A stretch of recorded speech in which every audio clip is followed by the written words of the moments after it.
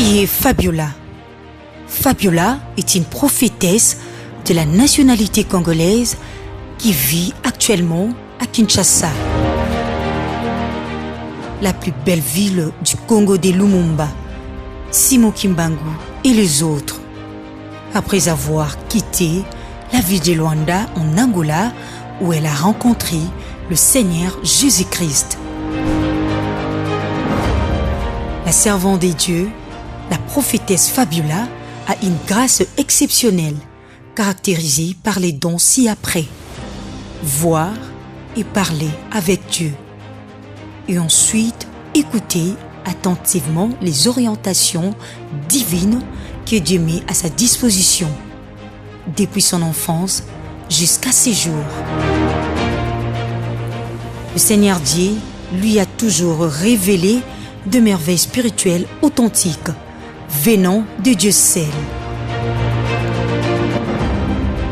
Pour ce faire, la servante Fabiola est l'auteure d'une œuvre littéraire et spirituelle à la fois, qui s'intitule « La plus belle histoire », dans laquelle la prophétesse vous fait savoir, dès sa toute première rencontre avec Jésus-Christ, comment Dieu lui a parlé, quelles sont les orientations reçues de la part des dieux afin de pouvoir accomplir sa mission en tant que servant de Dieu, avant de quitter la ville de Luanda en Angola pour la République démocratique du Congo, la RDC. Procurez-vous de cet ouvrage pour en savoir plus. Après cela, la servante n'a pas croisé les bras. Elle a été toujours restée en communion avec Dieu, dans plusieurs séquences de prières, pendant 2 mois, et sur une montagne de la place. Par là que Dieu lui a apparu comme d'habitude, pour lui parvenir des révélations si énormes. Voici ces dernières. Dieu lui dit: le jardin d'Éden était en Afrique. Sur ce, Dieu lui a montré le visage d'Adam et Ève, qui étaient tous de noir, en lui faisant même voir Adam que Dieu avait fait porter une chaînette coupée au cou. Dieu lui dit encore qu'il y avait tout dans le jardin, afin de rendre le premier homme heureux sur tout le plan. Malheureusement, Adam n'avait pas pris son opportunité en main. Dieu a été déçu et puis s'en alla. Ensuite, Dieu, pendant ces temps caractérisés par un sommeil profond, mais parlant pour notifier qu'il est noir, Dieu a ajouté pour me rassurer, disant: ce que je fais avec toi, je le fais avec mon serviteur Billy Graham et ma servante, la prophétesse Kipanvita. Après, Dieu m'a montré une femme noire, me disant que c'est la Vierge Marie, mère de Jésus.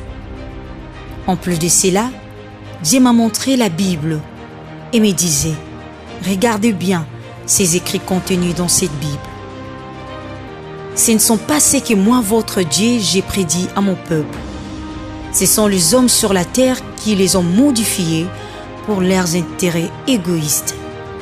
En effet, je lui ai posé la question de savoir les éléments attestant que ce qu'il m'a dit était vrai et certifié. Il m'a répondu ceci: voici mes mains et mes pieds, percés et gonflés par des clous. Quand alors j'ai vu cela, j'ai été plongé dans une grande frayeur. Voilà pourquoi nous, Africains, nous devons réveiller notre conscience.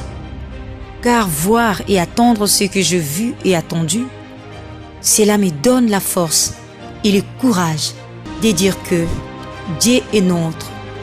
Donc, nous ne pouvons jamais rester esclaves pour longtemps, ni d'esprit, ni physiquement.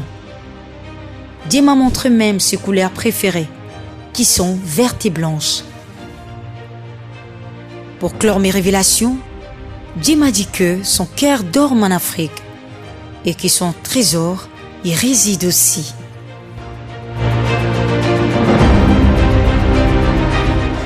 Que vive l'Afrique!